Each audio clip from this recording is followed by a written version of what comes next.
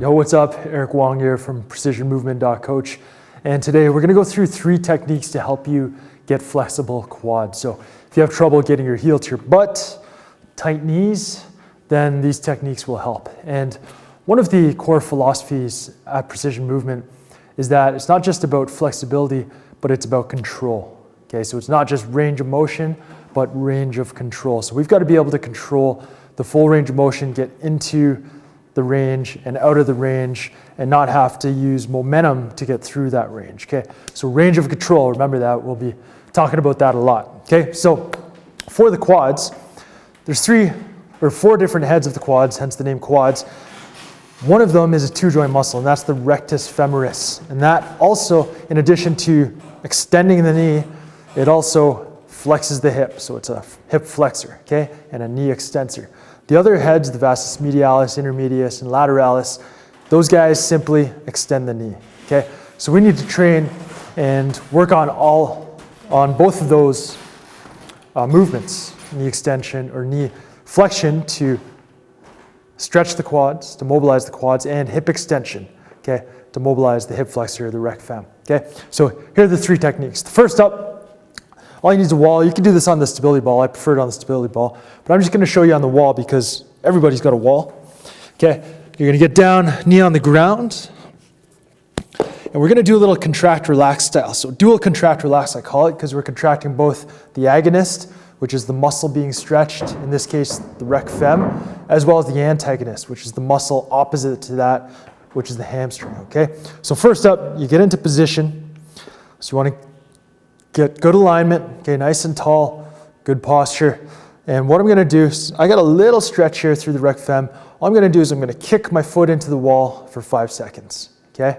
1, 2, 3, 4, 5, good strong kick, like 70, 80%, and then relax. And to deepen the stretch, I can just lean back a little bit. So push my hips back towards the wall and kick with that leg, okay? For 5 seconds. And then I come forward, and what I'm going to do here, now this is where people run into issues, is I'm going to pull my heel to my butt using my hamstrings, okay? For 5 seconds. 1, 2, 3, 4, 5. And then I'm going to relax and go into the stretch again. So to stretch out the rec fem, so I'm just going to lean back into the wall. So what might happen is you might experience a cramp in the hamstrings. You might feel that coming on. But here's the thing. Just stay with that contraction, breathe through it, and that's how you're gonna build end range of motion in that hamstring at the shortened range of motion, which is gonna tell the neuromuscular system, hey, we can loosen up the quads there because we can control it with the hammies, okay? We've gotta teach the neuromuscular system that we know what we're doing with this range of motion, we can control it, so we can keep it, all right? So you go through 2 cycles of that. You go 1 cycle of kicking into the wall, relaxing, and then heel to butt with the hamstring and relaxing. That's 1 cycle, okay? You do 2 of that on that side and then 2 on the other leg, okay? So that's your DCR Rec Fem Stretch, okay? So that's number 1. Now number 2, this technique, I call it the BJJ Quad Stretch because it's similar to a move you use in Brazilian Jiu-Jitsu. I like to use this as part of a dynamic mobility warm-up, okay? So before squatting, before any lower body moves, before any kind of training where you're gonna use your lower body, this is a great one to get ready for that session. Okay, so all you're gonna do is post 1 hand behind you, 1 foot flat, you're gonna come up, and then drive the knee to the ground, and think about squeezing the butt. Squeeze the glute when you get to really push and extend the hip to get that stretch in through the rec fem, the quads, and the hip flexors, okay? And you're just gonna switch. So it's a nice, smooth, dynamic movement.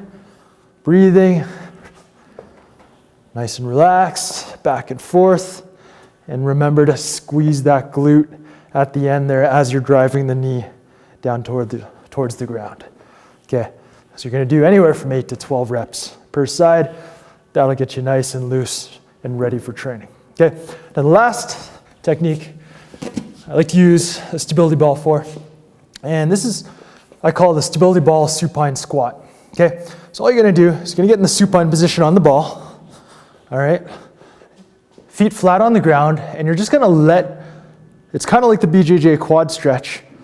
And you're going down here, flexing the knees, keep the glutes on, and then you're gonna push in to the ground with through your feet. Okay, so you're gonna use the quads to drive into the ground, okay? And then on the way back, you're gonna use your hamstrings and pull you forward, okay? So it's the same principle as the dual contract relax, the half kneeling stretch on the wall, the first one we went through, in that we're using both muscles. We're strengthening both muscle groups on opposite sides of the joint, the quads and the hamstrings. So we develop the strength in that end range. So I'm pulling myself forward, squeezing the glutes, pulling the hamstrings, okay? And then I'm pushing off the ground using my quads, okay? So I'm pushing, pulling. I'm not just passively rolling up and down the ball, all right? So for that one, you can do anywhere from 8 to 12 reps. It's great for a warm-up as well, or you can just use it as at the end to work on your range of control, all right, and get more flexible quads. So there you have it, 3 techniques for more flexible quads. I know those will help. Try them out, let me know how they do. All right, talk to you soon. Peace.